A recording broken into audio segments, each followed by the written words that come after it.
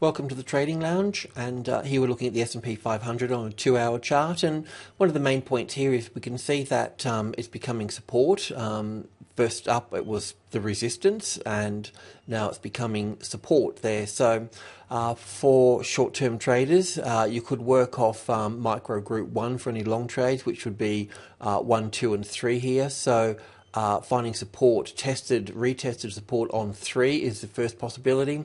The second one, and probably more important in this particular case, is the 1505, and of course the 1510 up here is going to be the creating the high here for this, and we should see a larger correction come after that. We can see when we're looking at the Dow Jones here, not so much the wave count, but just the structure of the wave here. We can see that, I mean, in a trend there's a beginning, a middle and an end, and the middle is normally the most powerful point within the structure, and you can see those nice sort of pushes through here, and then you can see that the trend is getting a little bit tired through here, so it's becoming that way, so just sort of bear that in mind. The European markets are pretty much the same as well. I'll just go to the DAX because it's a bit more of a driving force here. So with the DAX as well, we've got, we pointed out the other day that we've got this this little wave structure here in terms of up for wave 1 and back for wave 2. Nice strong third wave through here, the fourth wave through here. So we should see a fifth wave up through here, not very high, coming up into this just above the 7900 here, because the extension is in wave 3 here, so we should see much the same distance here. So the European markets are pretty much the same, and the Australian market is also much the same as the FTSE and the European markets as well. Especially the SPY and the FTSE are got the same sort of habits, really, same sort of little structures, and very, very similar, just that the FTSE's 10 times bigger in terms of volume.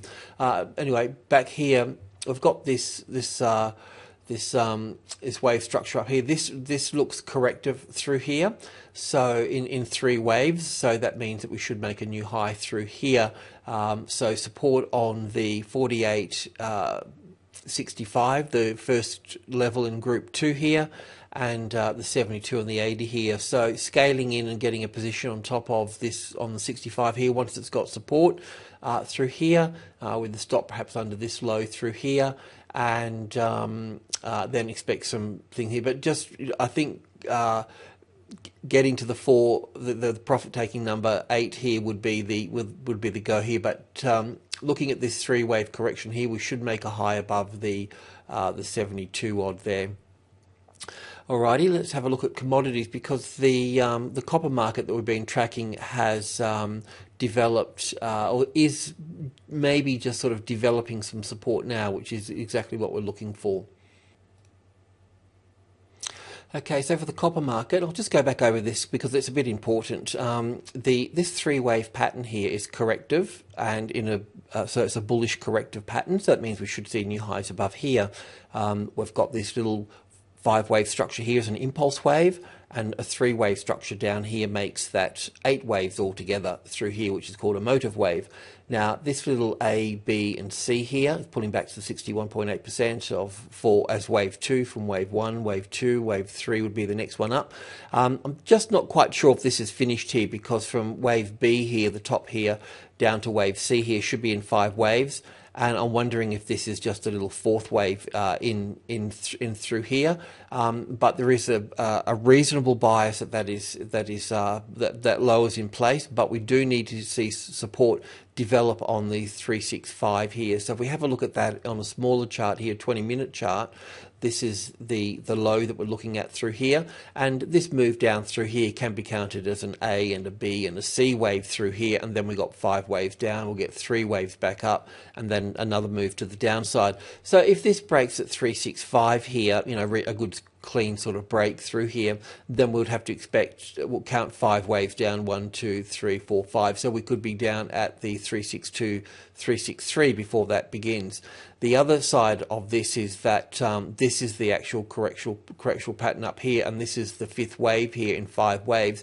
that was truncated and didn't make 5 waves, didn't make a new low, but there's still the 5 waves that are in there. Then we've got this, instead of having a C wave up here, with C waves always in 5 waves, instead of having the C wave, this can be wave 1 here and back for wave 2, but then we need to see that build up through there. So yeah, look, it's just a little bit more a little bit more time to see how this sort of develops, because we need to be sure in this. But if this is going to move up from here, then this is going to support the material sector, the BHPs and the Rios and so forth, but also the Australian dollar, which is sitting at 104, and 104 is a very strong level in the market for the Australian dollar. You can see that in historical terms. So we should see a bounce there, and the copper market has a sort of 80% relationship with the dollar. At times it can vary. But anyway, just a sort of governing sort of support there, because we have seen a bit of strength too in the in the Chinese market as well. So I'm just bringing the comp up here. We can see that yesterday had a nice bit of volume. We had low volume here on this bar down, and then this volume up through here. So it could offer us a just a bit of a push to the upside, which would also support the metals and the Australian market as well. Oil's still pretty chirpy to the upside, and it will be as long as it stays above the 95 here. We've pinned this here as being a corrective pattern here. It is getting a little bit complicated in here, but it's still looking for the wave 5 up to around the 98. Through here, as I mentioned before, with Brent, we have seen Brent lead to the upside through here. There's an 8-hour chart here.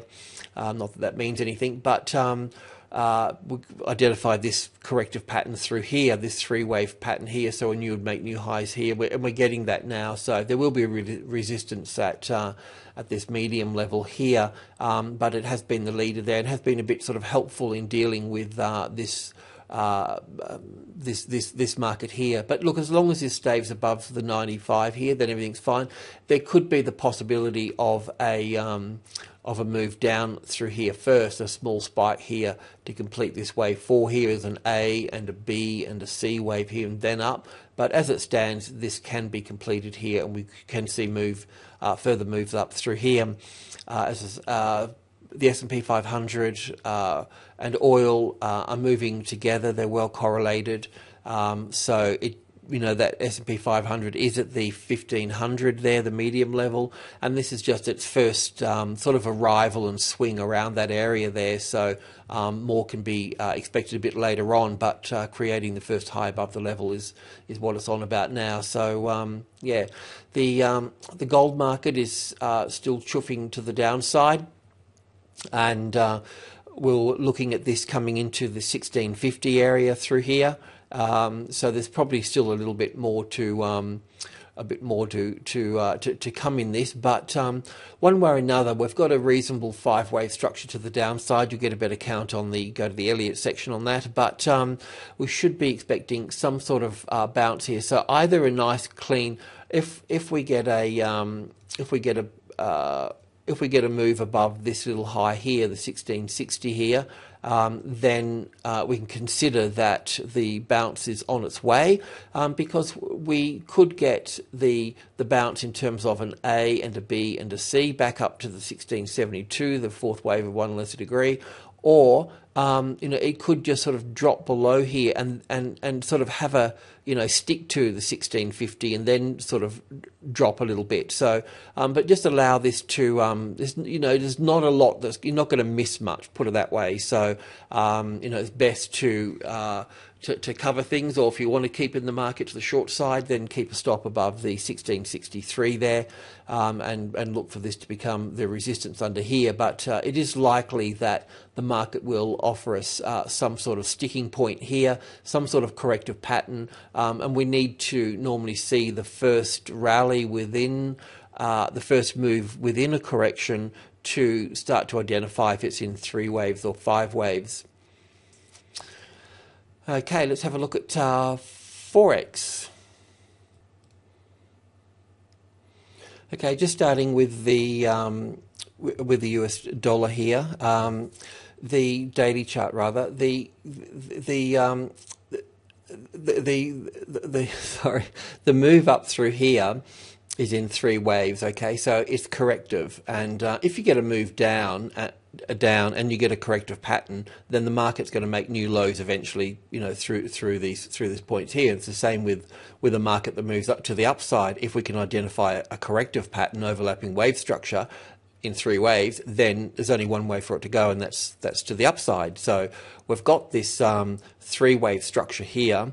We've also got this 3-wave structure here, and we've also got this 3-wave structure here. So we're definitely in a corrective pattern, and more likely than ever a bit of a triangle sort of pattern through here is sort of developing.